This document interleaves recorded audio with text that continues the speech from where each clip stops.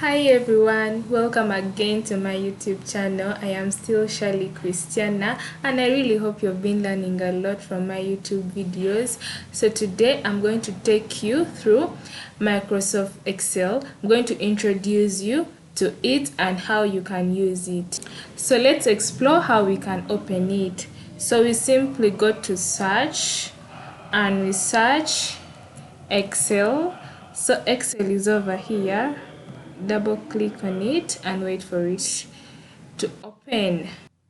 Now Excel, as we see, is a document that organizes your information in form of rows and column. It gives you like a workbook, like the way our normal books have lines and so on. So in Excel we have rows and columns. Of course, rows are these and columns are these. Now I'm going to take you through the numbering. The rows are numbered in words in numbers like 1 2 3 4 5 6 7 8, and then the columns are numbered in letters A, B, C, D, and it goes up to infinity. So when it reaches Z, it starts A, B, like that. It continues. So that's when you go the other side. It allows you to put a lot like infinite. Type your infinite information here and you're safe. So we are going to take you through a cell naming. So when you're naming the cell, each cell over here like this, okay, a cell is an intersection between a row and a column like this. This and this intersects there, so that is a cell. So a cell, this cell is named column and row, column and row. So this is cell A1, this is cell B1, this is cell C1. So the column is C, the row is 1. When you go here, that is G8. So when you're naming these cells, you start with the column first, then you go to the row. This will be especially maybe when you want to identify something and it's in the cell I8. Yes, that's how we name cells in Excel. And more about Excel, we are seeing parts like here.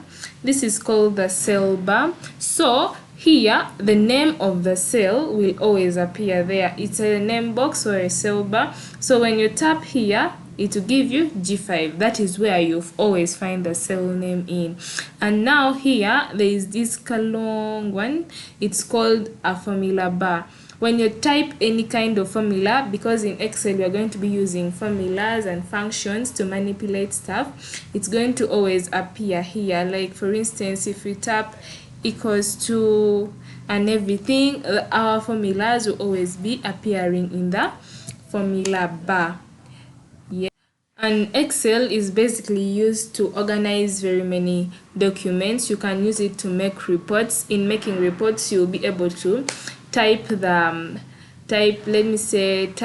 marks of the students, find out to use formulas to calculate the position, the grade. You can comment, you can sort by name, you can sort in descending order and everything. You can even make a graph, like to analyze the performance. You can make a pie chart and everything in Excel. You can even make multiple sheets, like by tapping on here you create multiple sheets, so that you can make your document like increase the number of your documents. Like you can put for term 1 in sheet 1, you can put for term 2 in the next sheet. And the various things you can do with Excel, it's really a very diverse application. You really need to learn and know more about it, and I'm here to get you sorted. Please follow me in my next video. I'll be taking you through every other thing. This was just an introduction. Please feel free, like, subscribe, share. The next video will tell you more and everything you need to know about how to manipulate Excel. Thank you so much and see you next time. Bye.